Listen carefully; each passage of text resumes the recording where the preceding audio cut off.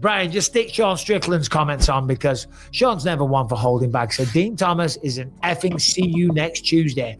I've had my ass kicked in multiple weight classes through my career and won 2 titles. You're a dickhead. It's probably better that you retire. You're a shit coach. You only lose when you quit. Dean sounds like you're an effing loser. Yeah. I mean, that's Sean Strickland doing Sean Strickland things. And I understand it from maybe a fighter's perspective like that. He thinks that Dean's quitting on her. You know, doesn't sound. And all right, technically, he is quitting on her. I think what Dean meant to say was he took Gillian as far as he could take her. Yeah. He got her to the belt, and he's like, okay, like, I don't know if you're ever going to win a belt. Mm-hmm. And Dean's very honest about that, and which is fine. I personally don't think he should have done it on air if that's something that you have that conversation in private, but I think a lot of people are blowing this up more than it should be. Yes, he definitely shouldn't have said it on air the way that he did, but he's still cornering fighters. He's still, he's going to still be in my corner for my fight. He's still coaching me. Sean Brady, another fighter that he coaches and corners as well. And Dean on the show says to Masvidal, Poirier, and Weidman, they're like, oh yeah, you're not going to corner him, right? He's like, no, I'm going to corner him. And then they're like, what? We were just trying to like defend you and now you're saying you're going to corner him. Didn't you just retire from cornering? And then he makes a joke about Cash App and let's see and all that. But initially it seems like he's being very serious that he's going to corner Sean Brady, which then like you can see their collective heads explode. My head is exploding looking at this like, wait a second, you just said you're done. You said you want nothing to do with this anymore. She's gone as far as you can take her. You think she can go. You're done with it. You just want to focus on the media stuff and all that. But you're going to corner Sean Brady in November. What is that? Now it just feels personal against Gillian, who you've been with for 15 years as coach, trainer, cornerman, and fighter. So I want to read you a tweet from Marcel Dorff. He's a European journalist in the mixed martial arts space at Big Marcel 24. Dean thinks he is the main character. Look how proudly he faces the camera when he is announcing it. It's not about you, dude. Stand behind your fighter in good and bad times. The coaching was abysmal as well in between rounds. Gillian might be better off without you. So saying nothing of Dean Thomas taking shine away from Mackenzie Dern, the champion, right? Taking shine away from his longtime fighter, Gillian Robertson, taking shine away from a retiring athlete in Edson Barboza, right? There was a lack of coaching, and he seemed aloof, almost looking off, and it's hard for me as his friend and colleague to sort of come on and say these words, but I'm not worried about the relative awkwardness the next time I see him. This is nothing I wouldn't say to his face. I was stunned to see how not present he was in her corner, and I told you how amped up I get for these title fights, and I didn't think emotionally he was even as fired up as I was. This was the height of ego as far as I'm concerned. So I've known Dean Thomas. I've known Dean since he was Dean Dinero Thomas. He's gonna die laughing when he hears that.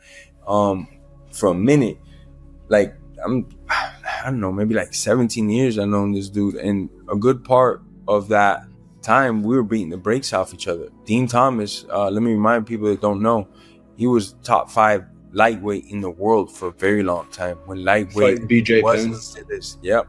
And even before then, he was already. You know, he was doing this thing. He had been guys, Hall of Famers and UFC champions. One of my favorite fighters of all time, Jens Pover. You know, he got Jens Pover with a flying heel hook.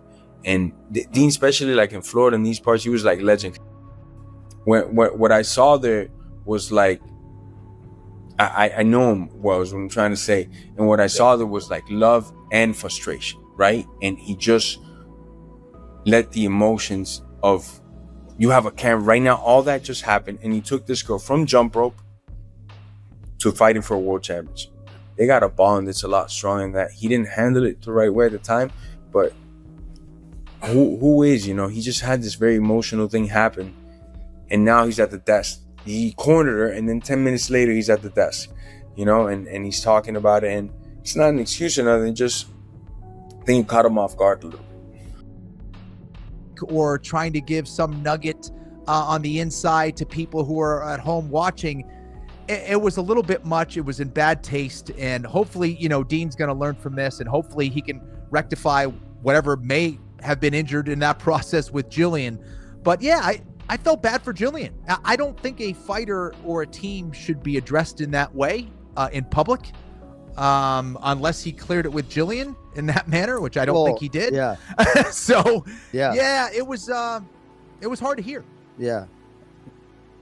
You probably don't want a microphone in front of your face, 20 minutes after, you just spent, 15 years with a human being trying to get him to the world title and they fall short. It's probably not the best time to have that conversation, And I don't shit on other coaches. That's not what I'm not going to ever do that. That's just not in my nature. I don't want people shit on me. They don't know what I'm doing. I don't know what he's doing, and I don't know what type of type. He obviously put a tremendous amount of time, so he had a lot of disappointment, but you also have to have, you always have to keep your character and your integrity and always protect your fighters. I've had fighters leave me, hate me, piss me off more than life itself, but I will always protect them. Online, I'm like, everyone, like fighters, coaches, everyone's like, dude, what the fuck? Put yourself in her shoes. Don't just, who gives a fuck about what you think, and no one gives a fuck that you're retiring. Put yourself in her shoes. God damn it. But I've been in there too, where I'm just like fucking frustrated as hell. I'm like, God, but just shut your fucking mouth. You got to put yourself in the fighter's position.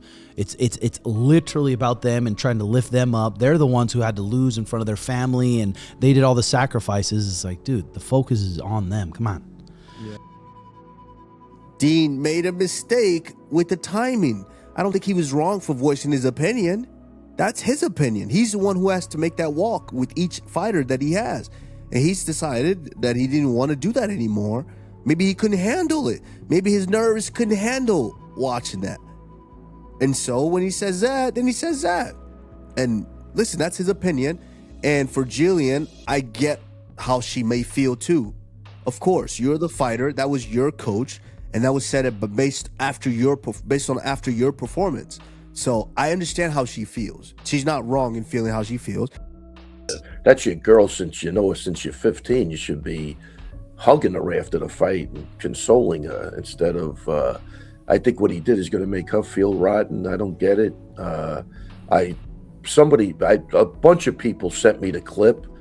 Asked me what I thought about it. Asked me what I thought about it, but it's kind of hard to defend. I like Dean, but I think he just kind of made it about himself, which is never good. You know what I mean? Like, why would you even have to say that on live TV? You know what I mean? Or whatever it was. Right. Save that for next week or a week after. And yeah, that I think was the bad look. I mean, it's your girl. Saturday night was the most inappropriate time for me to bring up the fact that I did not want to corner again. It was completely irresponsible. It was despicable. I shouldn't have done it. I should have waited till maybe even today. I should have waited till a different time than take away her moment. Now, this is a young lady that I've worked with for her entire career. The last 7 years, it's just been me and her working endlessly, just together, traveling, That's what working everybody together. back home doesn't see. Right. Yeah. They don't understand it. We've been working endlessly, time and time again together. And I remember her coming to me crying, I just would like to win 2 in a row, 3 in a row. And she went on this amazing run. She's broken records. And I selfishly stole her moment that night. And instead of congratulating her on her run, I stole her moment. And I want to apologize to her for that because I stole her moment. And I was completely wrong. I'm ashamed. I'm embarrassed. But I'm not too big to say I'm sorry. Time heals everything. It does. And the heartbreak, it'll go away. Yeah. Maybe he will, maybe he won't. But I just know that when people do things like this at times, it's just because they're absolutely crushed. Mm-hmm. And they say something or do something that, doesn't come out the way they intended. And it doesn't look right, and it didn't. When he said it, I was listening. I went, "Oh, Jesus, Dean, you should never have said that." Yeah. And I think but he understands that better than I do now. So and he's done everything that he can to make it right.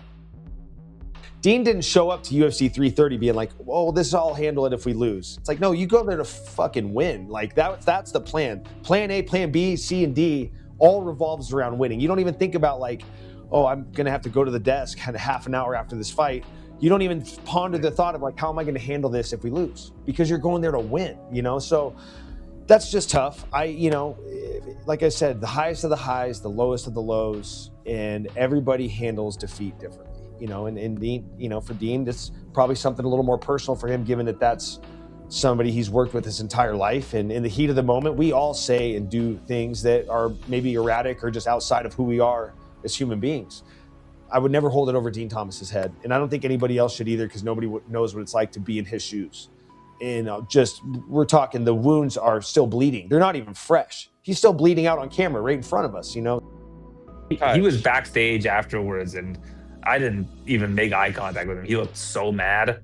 I'm thinking that something must have just gone really wrong with the game plan. And that, and they were also, did you see during the fight, they showed like, here's Gillian Robertson's corner, and they were just dead silent. Like, it was unfortunate. I feel like there must have been some sort of disconnect between the fighter and her coaches tonight. It's almost like I'm lighting a fire under her, being like, this is as far as you're going to go, prove me wrong, right? Go out there. Well, yeah, I don't know if he said that, though. He didn't say that. Did he say that verbatim? He said verbatim, this is as far as she's going to go. Yeah, but he didn't say this is as far as I can take her. No, he didn't. But that's how I heard it. Yeah, they're two very different things. Of course. That's why I said, I'm sure with hindsight, he'd maybe choose his words a little differently. That's all.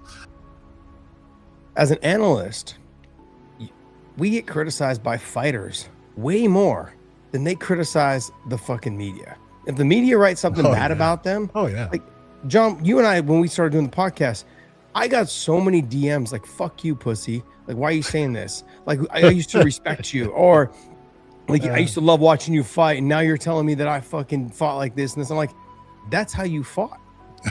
And it's, like, the truth sometimes hurts.